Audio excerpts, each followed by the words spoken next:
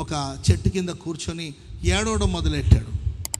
ఏడవడం మొదలెడితే ఏడ్చి ఏడ్చి ఏడ్చి ఏడ్చి ఏడ్చి ఆయన కన్నీళ్ళు అలాగే పారి ఒక కాలువలాగా మారి అక్కడ ఒక చిన్న గొయ్యి గుంట ఒకటి ఉంటే తన కన్నీళ్లు వెళ్ళి ఆ గోతిలో పడి గుంటలో పడి అదొక చెరువులాగా మారిపోయింది.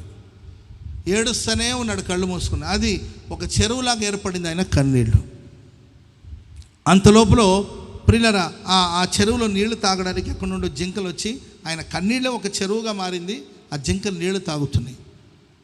ఆకాశ పక్షులు వచ్చి ఆ చెట్టు మీద వాలి అవి అక్కడున్న నీళ్లు తాగి ఆ చెట్టు మీద వాలి శబ్దాలు చేస్తున్నాయి.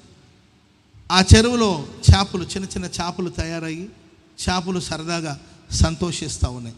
వాతావరణం అంతా మారిపోయింది. ఆ చుట్టుపక్కల అంతా కూడా గ్రీనిష్గా గడ్డి మొలిసింది. చాలా అద్భుతంగా మారిపోయింది. ఆ గడ్డి దగ్గర చిన్న చిన్న జంతువులు వచ్చేసి నీళ్లు తాగడానికి అక్కడ వచ్చినాయి. ఆ గడ్డి తినడానికి కుందేళ్ళు లాంటి చిన్న చిన్న జంతువులన్నీ కూడా అక్కడికి వచ్చి చేరాయి అన్నమాట.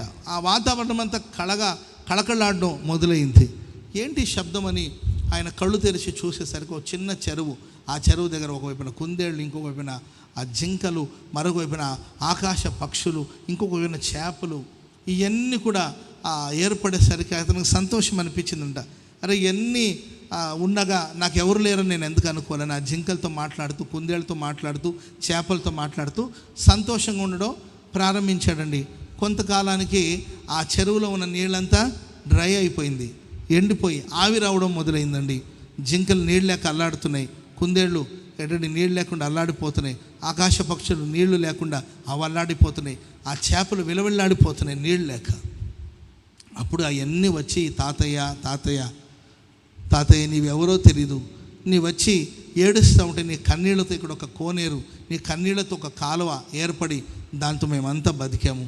ఇప్పుడు సడన్గా నీవు ఏడవడం మానేసావు, నీళ్ళు రావడం ఆగిపోయింది, చెరువు ఎండిపోయింది, మా గొంతుక ఎండిపోతుంది, మేము చచ్చిపోయేటట్టున్నాం తాతయ్య. దయచేసి మేము ఇలా ఆడకూడదు కానీ తప్పట్లేదు, దయచేసి నువ్వు మరలా ఏడ్చావనుకో మేమంతా బతికిపోతాం. స్తోత్రం చెప్పండి అది గట్టిగా. అప్పుడు ఆ పెద్ద ఆయన అనుకుని నా కన్నీళ్ళ ద్వారా ఎంతమంది బతుకుతారంటే అంతకన్నా భాగ్యం ఏముందని.